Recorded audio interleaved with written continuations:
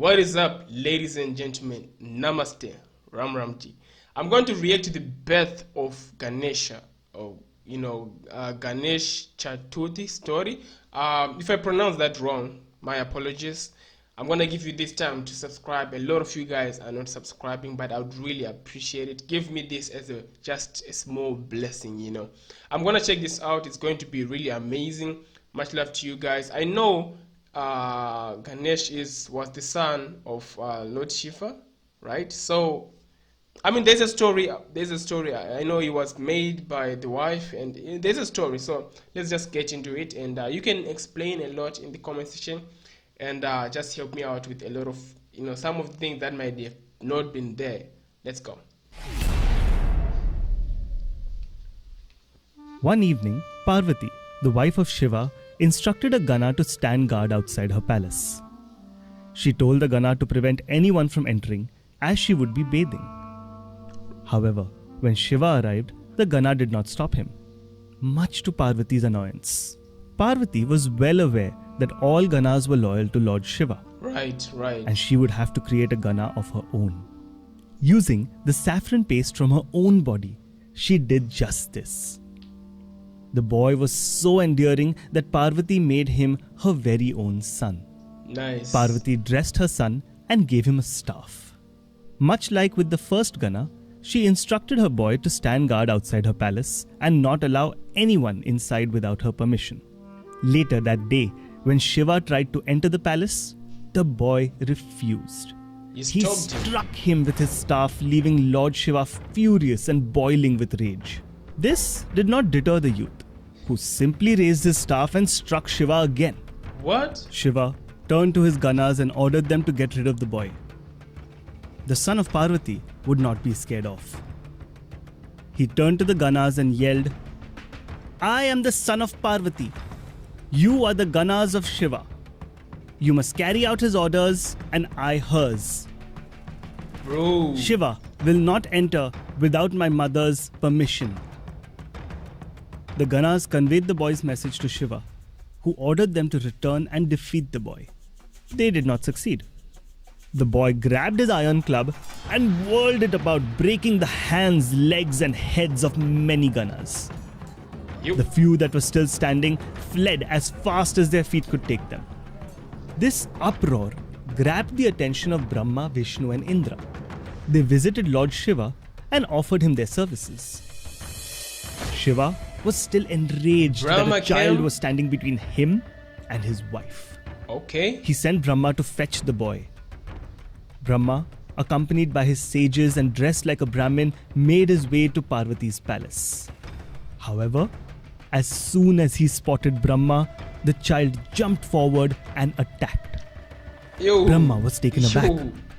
He pleaded, "I have not come here to fight. I have come to make peace. Listen to me." The child merely lifted his club menacingly as a reply. The news incensed Shiva, and he summoned his son Kartikeya. Kartikeya and Indra were given the simple task: destroy the child. The Devas, led by Indra, and the Ganas, led by Kartikeya, surrounded the boy on all sides. But the boy would still not stand down. He took on the entire army valiantly and single-handedly. Wow. The news of this attack made its way to Parvati, who was now furious by the harassment her son was facing. Then and there, she created two Shaktis, Kali and Durga. Kali stood between the boy and the enemy. She opened her mouth wide and swallowed all their weapons, and immediately hurled it right back at them. It didn't end there for the army. She's the one who created Durga took the form of lightning and destroyed the enemy's weapons before they could even reach the boy. The Shaktis made sure no weapon came near the boy and his swinging club. The armies were completely routed. Even Kartikeya, the slayer of the invincible Taraksura, was helpless. They returned to Shiva, utterly defeated. Upon their arrival, Indra addressed Shiva, "Oh Lord, We have seen and heard of so many battles, but we have never seen or heard of such a warrior. Their praise only succeeded in further infuriating Shiva, and he decided to take matters into his own hands. The boy was unperturbed by the sight of Shiva and his army. He attacked the chief gods, and one by one they all fell.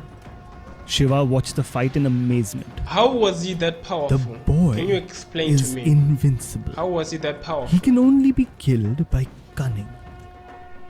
I must wait for the right opportunity. The very same thought occurred to Vishnu, who offered to use his powers of illusion to fight the boy. Kali and Durga, the boy's protectors, conferred all their strengths towards the boy. So eventually, Vishnu's Maya was ineffectual.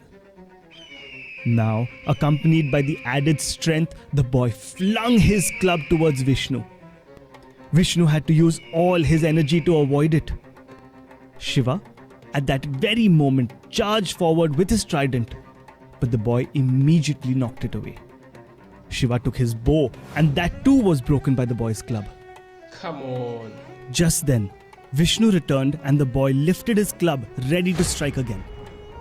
This time though, the club was cut into two by Vishnu's chakra. Not one to be stopped, the boy flung the remaining piece towards Vishnu. Garuda, Vishnu's mount, caught the piece in his beak. As the boy picked up his staff, ready to attack Vishnu, Shiva snuck up from behind him. Flinging his trident forward, he cut off the boy's head. For a moment, there was silence. Everyone fixed their gaze on the valiant hero, and then the Devas and Ganas became jubilant. But Shiva was troubled. How shall I face Parvati? He was created by her, and that made him my son too. Shiva's troubles were not misplaced. Parvati was furious when she learned of her son's death. In her fury, she created hundreds and thousands of Shaktis. And to them, she left one simple command: destroy them all. The Shaktis started carrying out Parvati's command, much to Vishnu and Brahma's horror. They knew only one person could stop this. They met with Parvati and begged, "Oh great goddess, please, please have mercy on us." Parvati agreed to stop the Shaktis, but only if her demands were met. The duo took her demands to Shiva, who had no choice but to agree to them. He ordered them to bring the head of the first creature that crossed them, to fit it on the boy's head and bring him back to life. I have questions. The first creature to cross them was a single-tusked elephant, and its head was soon attached to the boy's body. The boy was then brought back to life. But Parvati was far from pleased. The boy's status was still a mystery. That's when Shiva bowed in front of her and said, "This valiant youth shall be another son of mine." Placing his hand on the boy's head, Shiva announced, "You shall be Ganesha, chief of all Ganas. You shall also be called Vigneshwara, the remover of obstacles. You shall be worthy of worship forever." Shiva and Parvati began once again to live happily in Mount Kailash, delighted this time by the presence of not one but two sons. Till today, before any new venture is undertaken, we seek the blessings of Ganesha, the remover of all obstacles. This is huge, right? This is huge. The way that I know a little bit of this story is that, firstly, when the head was replaced by the elephant, right? With the elephant head, was it single tasked, or they were still both of them? And then when he fought, I'm forgetting the name, it broke, and then he was single tasked then, though. So correct me there. One. The second one is why was it like when Shiva removed the head of Ganesh, did it like completely destroy the head in a way that he couldn't like fix that same head back? So that like, because we can see here that he chose to look for another one. So was it not possible to just retain the one that was there, and you'll be just what, normal, like the same, like you'll be the same like before? And then, why was he that powerful though? Like he was powerful, he was fighting everybody. And I mean, that was really crazy, man. That was really crazy. Being able to just fight everyone, and Vishnu and Shiva, they had to formulate some ways to attack him.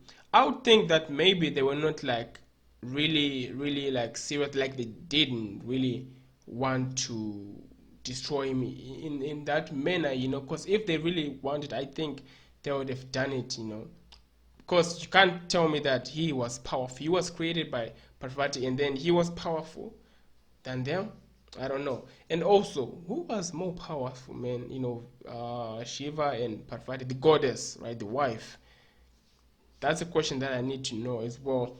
And I didn't know that Parvati was the one. I knew that like Durga and Kalki were more like he's what hair avatars or incarnations. So I didn't know that like he was the one, like this is the moment that she actually made them and all that. That is huge. Now a lot of stories are like joining together, and I'm understanding better. Anyway, take good care of yourselves, guys. Help me out in all this. And if you have reached this point and you haven't clicked subscribe, I mean, I don't know, man. I don't know. Anyway, just make sure to subscribe, guys. Love you all. Take good care of yourself. You can give me more videos to react. Peace.